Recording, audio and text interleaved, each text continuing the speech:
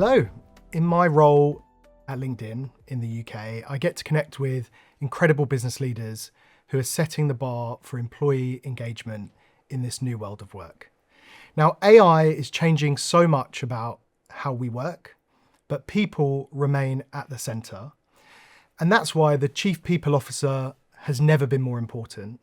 So I'm delighted to welcome Andrew Stephenson, Chief People Officer at Equiniti, a company helping organisations manage shareholder services, PR and investor relations at scale, with a team of around 6,000 employees globally.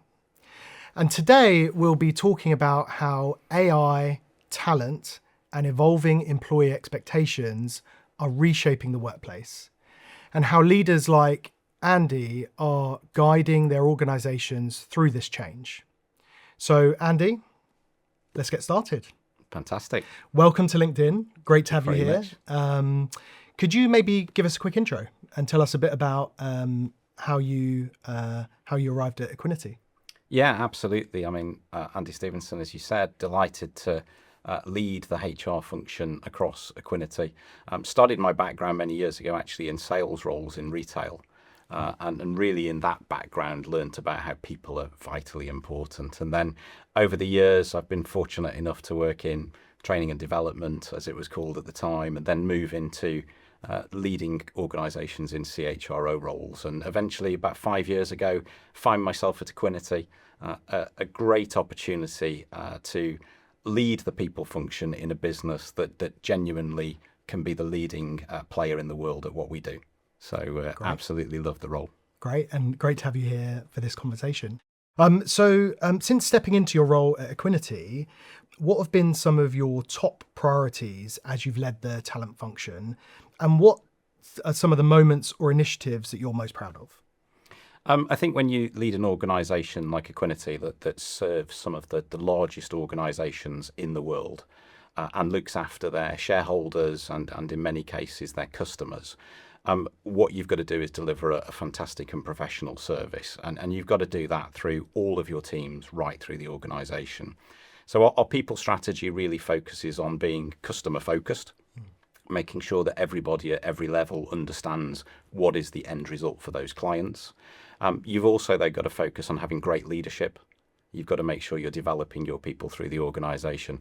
And you've got to have great employee engagement. People have got to be in an environment where they can work with the company, not for the company, so that we can deliver our collective goals.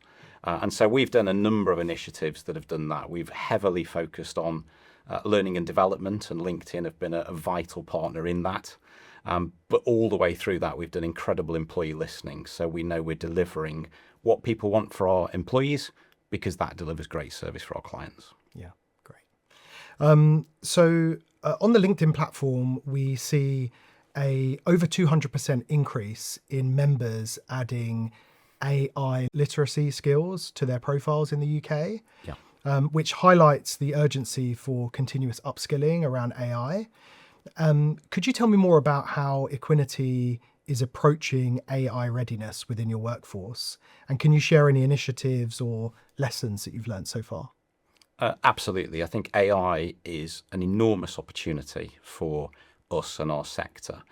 In all organisations, however much you've evolved and however much you've developed, there is roles and tasks that are done that, if you're really honest with yourself and you look at it, they're quite menial. Right. And they're very repetitive. And frankly, there's better things that people could be doing with their time. And AI gives us a massive opportunity at scale to take those tasks and to move them away so that the people can work on frankly, much higher value opportunities. So I really see this as an opportunity to move the world of work from menial to meaningful. Right. And as we do that, our teams will become much better value adders for each other in the company, but for our clients as well. So at Equiniti, we're investing very heavily in AI training. We have rolled out Copilot, a Microsoft product, across the organisation. We are teaching people the skills to use that, whether it's prompt training or whether it's how they can use it to augment their platforms that they work on every day. But really up to the high levels where we are paying for people to do master's levels qualifications in AI. And at every point, the opportunity is for them to look at how they can make their role more efficient, to deliver a better end service for the customers and clients that really want us to stay cutting edge. You're really leveraging the apprenticeship levy and giving out accreditations and certificates to some of your team who are really leaning in on the journey of learning. Yeah, in the financial services sector, it frankly amazes me that more than half of organisations don't utilise their apprentice levy. Right. And that's a huge missed opportunity. So we are committed to using it. We use 100% of our pot, and then we, of course, spend money on training as well, because investing in your people is absolutely vital in a talent-based and skilled-based economy. But I had the privilege last week with our global chief executive to be handing out 38 graduation awards to people who've come through programs at all different levels. So from level 3 entry-level apprenticeships through degree level and all the way up to level 7 master's degrees in a variety of subjects, of which AI, technology are real key features in our business. Yeah, that's awesome. According to LinkedIn's Future of Recruiting report, the top benefits of Gen AI in hiring include boosting efficiency, reducing time to hire, and expanding talent pools. Now, Equiniti, as an expert user and early adopter of LinkedIn's AI solutions, so I'm keen to hear what benefits you've seen so far, and what do you see as the most compelling value of AI in Equiniti's hiring process? We've been delighted to partner with LinkedIn and to really get on the front foot with the technologies that you're bringing to market. We've got a very professional recruitment team, but at the end of the day, they've got a huge volume job that they need to do when you've got thousands of people around the globe. Using the LinkedIn platform, we've been able to get to the same number of candidates that we're contacting through InMails, but by looking at 70% less profiles. Right. So that's a massive increase in efficiency. And that on its own would be brilliant. But actually, when you look further into the detail, when we send the in-mails out, we're getting nearly 20% more responses back. Right. So we're more efficient at finding people, and the people that we find are a better match to the organisation. Yeah. So that is absolutely superb. And what it means is that the recruitment team can stop doing those transactional tasks, Yes. like hunting out through the platform where you've got billions of users, and really find the people, connect to them on the human level. Yeah. Because as we've talked about in the past, AI gives a great opportunity to augment the offering rather than replace the offering. Yeah. So our teams are now really making a cultural assessment, making sure the role is right for the candidate as much as the candidate is right for us.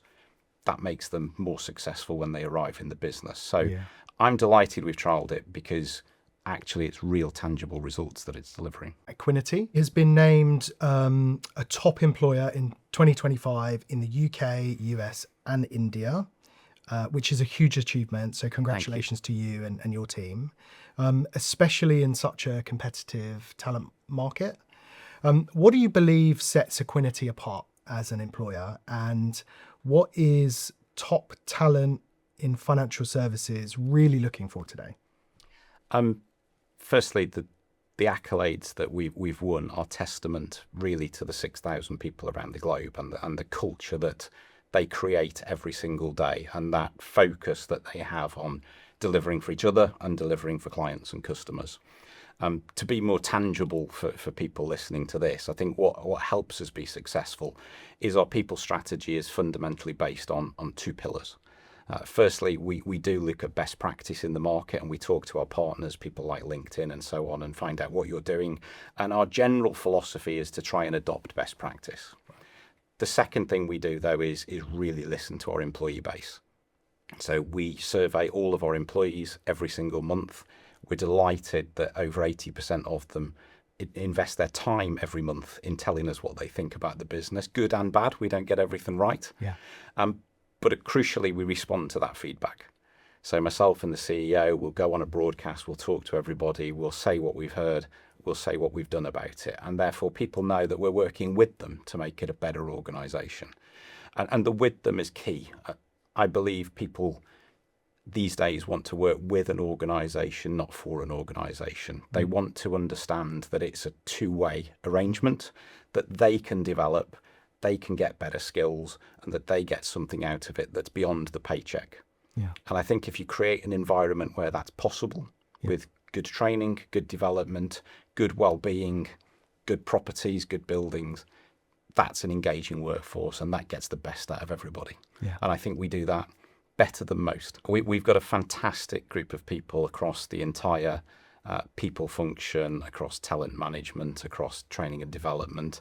Property sits in there as well to make sure we've got great environments. We've got dedicated specialists on employee engagement, but everyone really works as a team to focus and deliver for our colleagues. And as I say, that works for everybody.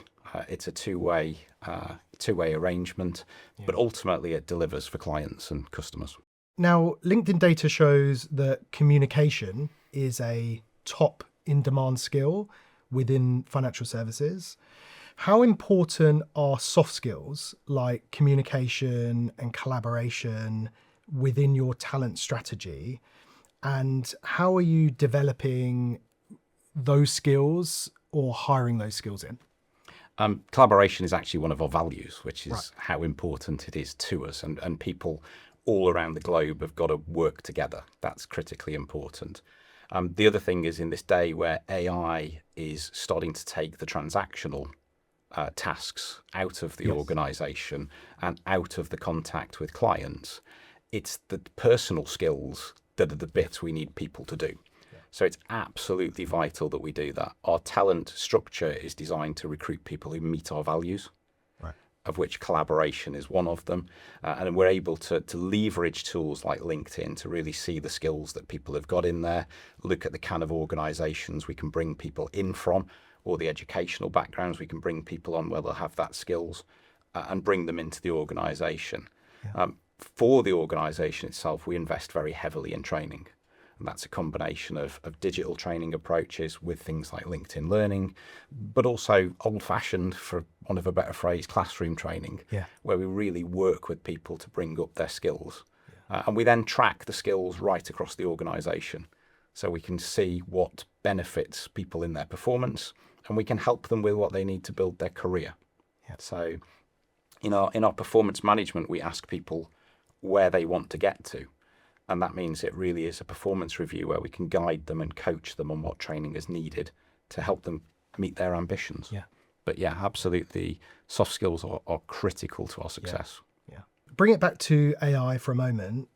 Many HR leaders are optimistic about AI, yet often feel they're only scratching the surface. So in your view, where can AI make the most meaningful impact on talent strategy, either at Equiniti or across the broader financial services industry? In any organisation, there are so many tasks that frankly it is not really a job for somebody to be doing, and they've been there for ages. And fortunately these days they only make up a small portion of many people's jobs. We've got rid of things that are completely repetitive. AI offers the opportunity to take those menial tasks out of the workplace completely. It means that people can focus on what people do well, building brilliant connections with each other, helping to collaborate across supplier partnerships, clients, customers, with each other and their colleagues to just deliver much better service for each other and for everybody in the ecosystem that we work in. But AI gives us a huge opportunity to elevate the world of work and to put it into a place where people really add value. We are scratching the surface and we use it more than most. But what we're really doing and committed to do is to train our managers, train our leaders, and ultimately train all of our colleagues to really seek ways to use AI to improve what they do every single day, and not to be afraid of it, and not to see it that it's replacing jobs, but to see that it's absolutely taking jobs from menial task to meaningful work. And I think that's a huge opportunity. Yeah, definitely. A big part of embracing AI at work is obviously building up AI literacy skills in general. And would love to know if there's any tools that you've been using either personally or professionally. Maybe personally, would love to hear, like, are there any like hacks or any things that any tools that you've been using, or even use cases for AI in your personal life? Personal life and work are all mixed up, and Oh, you right, kind of go in there. I mean, I love doing research. Right. So one of the elements that I personally get involved in at work is looking at the feedback we get from our colleagues and really try and drill into it. And as much as I'd like to, I can't actually read 19 to 20,000 responses every month. So you can use tools like Copilot to absolutely very quickly drill into what is the sentiment across the organization and what can you do about it. I think that's fantastic because it really allows you to come up with actionable insights very quickly. Just to wrap up, I would love to hear from you if there's any final reflections, or if there's one piece of advice that you'd leave other chief people officers or talent leaders with today. I think my advice for anybody is to listen to your employees at scale. I started as a salesperson in a retail store, and the way you were successful, more so than maybe other people in that industry, is to listen to customers and not to sell them what you thought they needed, but what actually they really did need and what they want. And the only way you can do that is to listen to people. And I've taken that all through my career in HR and ultimately into a role as a CHRO. Listen to your employees. They are the ones nearest the customers, nearest the clients, nearest to the processes that you've got in place. And chances are they're the ones who know how to make things better. If you can empower them and give them the tools to make things better, then chances are when you listen, they'll tell you what could be improved and how to improve it. And if we can now give them AI and we can give them easy to access training through LinkedIn, actually they'll just come and tell you what a brilliant job they've done. Yeah. That's my advice. Talk to the people, give them the skill set, and that will make it a better world of work. Awesome. Andy, thank you so much for taking the time. Really appreciate it. And thanks for your advice and the great conversation. It's an absolute pleasure. Thank you.